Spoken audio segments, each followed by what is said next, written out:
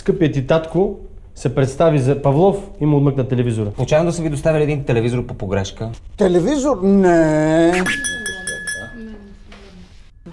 Цял ден мислех как да рекламирам магазина, но се отказах. Ще го продам. С парите ще отворя онлайн магазин за плюшени играчки. Ще трябват още средства, както и реклама, но ще намеря начин. Заедно ще намерим начин. Начало.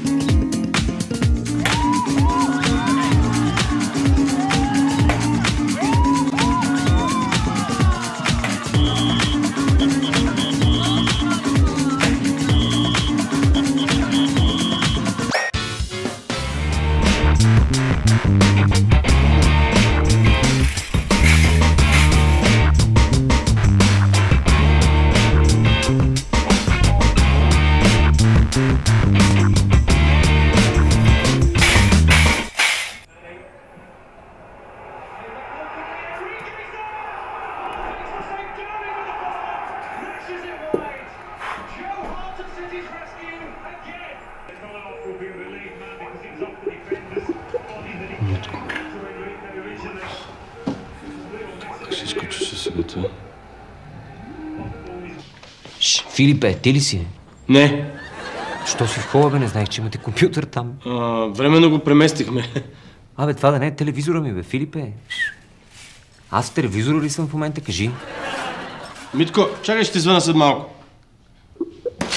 Не се страхувайте, добри ми господине. Страхувам се, че ако те видят момичета така, ще остана без потомство. Ха-ха. Чакай, защо се облече като курсовата работа на някой железар? Всеки петък слагам бронята за тренировка по арп. Защо не го прекъсите на скрап? Смешно. Не. Добре, да кажи какво е това ларп? Ние слагаме броня и се дуелираме. Витан, каква е тази ризница и защо обиците ми са в нея? Не са. Не са. Страхувам се за него. Не се притеснявай, няма се наранят. Кои? Тези женчовци? Как да не се притеснявам? Струва ми се, че никога няма да порасне. Той на 14 и дава джобните си за колекционерски фигурки.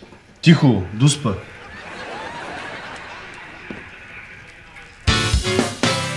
Завьот не в смерти, позовет табли. Колко е? Дюшиш. Едно, две, три. Добре. Така.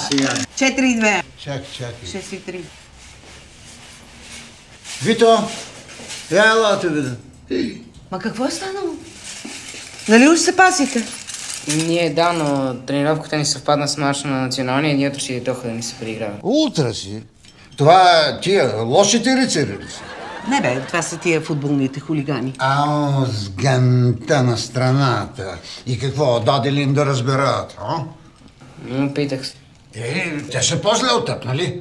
Морално. Надавай. Абе, момче, кога ще пораснеш и ще се научиш да се защитаваш?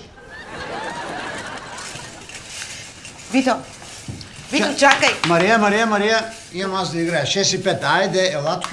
Ела ще да играем играта така. Виж. 6-5 ли имаш? Паланка, дупница, оп, кюстендин. Гледай сега какво става. Да гледам.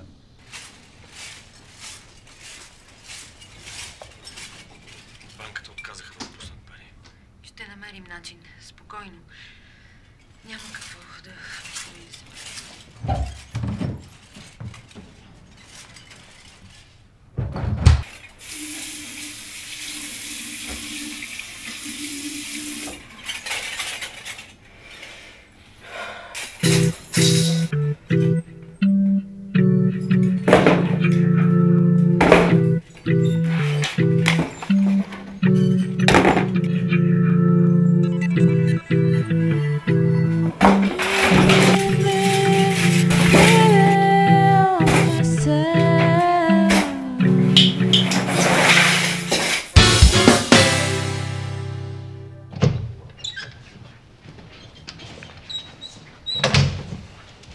Татко, Да. вземи това. Какви са тези пари?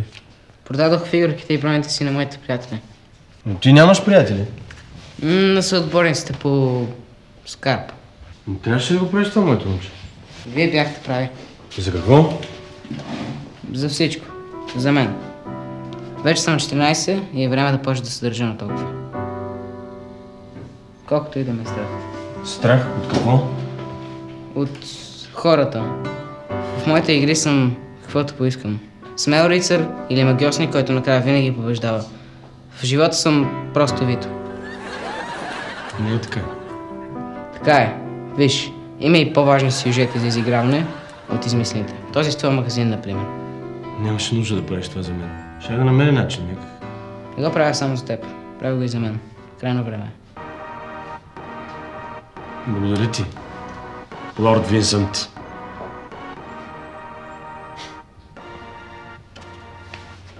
Вземи и си купи нещо.